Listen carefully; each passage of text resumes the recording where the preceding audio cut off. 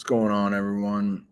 We are probably like knee deep in MEA science right now, but hopefully you're like, I mean, some people are done with the essay, which would be sweet. I hope you are, but just in case you're not, let's go over my paragraphs 4 and 5. Hopefully that will be a good, good way to judge your own. You can kind of do what I'm doing. Some people have chosen not to. Remember, hey, English class, there's not one way to get the job done. So, but if you're doing it like I am, your paragraph 4 is going to be talking about what happened after the genocide, how to try to put everything back together, and then your conclusion, right? Just kind of wrapping everything up.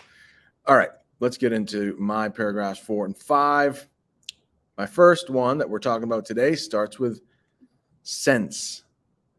Since the peak of the genocide against the Mayan people, anytime you start a sentence with since, you are going to need a comma somewhere there, and it's going to always be before the subject. So you just got to figure out where the subject is. It's not exactly easy, but the subject is the thing that's doing the action in the sentence. This is a bad example because there is the subject. There have been several steps taken to prevent future atrocities from occurring in Guatemala. According to the website, that one right there, nearly half of the country's population identifies as Mayan. The current constitution, adopted in 1985. Now, I just want to point out what I did here. And I see, a lot of eighth graders doing this. And it's okay. Hopefully, eventually you'll stop. But try to put in information like this within the sentence.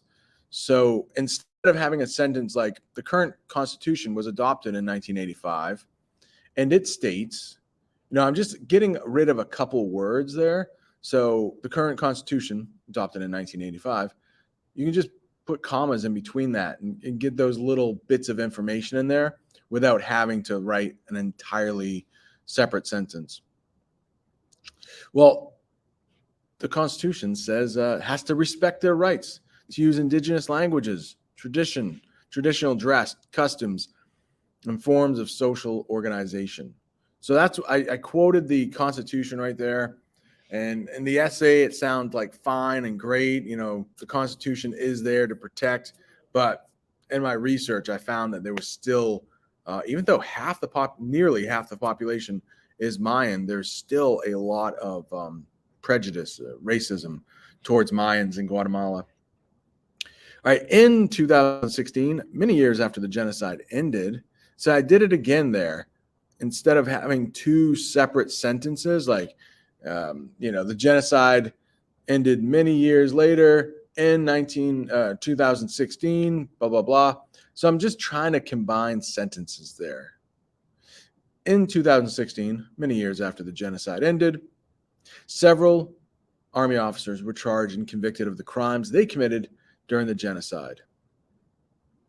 As I'm reading this out loud right here, I used a word that's not used very often, like genocide, twice in that sentence. So I could workshop that a little bit. Like I could change that into something like during the time period. It probably will sound better.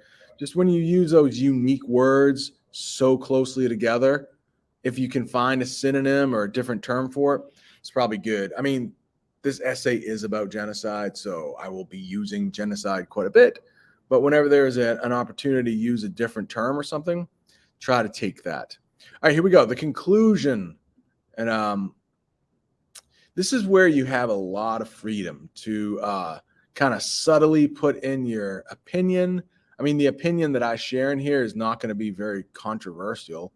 I mean, I'm hoping genocide is bad kind of stuff.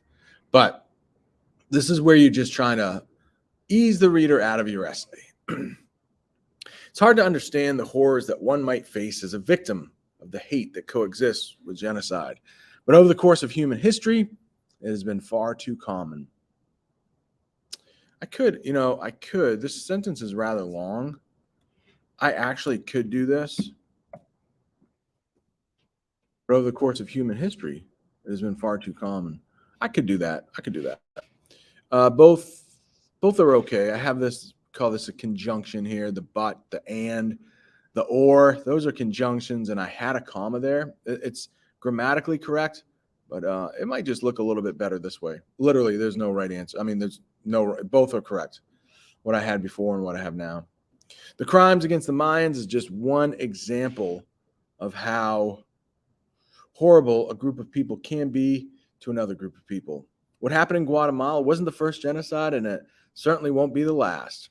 But by remembering the past, we can only hope that we prevent the awful episodes from happening in the future. Yeah, and I think I had genocide there again, and I had changed it to the awful episodes. Yeah, this is a rough draft. Maybe not perfect. Yeah, I think that's about it. I will probably work this over, try to make it just a little bit better, a few words here and there. But that's the whole thing about writing, I think, is like once you get something down, even though it's like, I mean, I'm pretty happy with that essay, but even if you get something down as just awful, once you have it down, you can kind of rework things and you don't have to reinvent the wheel. I think the white page, just blank, is one of the most intimidating things about writing. It's just like, I need to fill that thing. But once you fill it with something, you can always rework it. I think I've used this analogy before, like an artist working with clay. You can mold that essay over time and just make it better, or your fiction writing, whatever that is.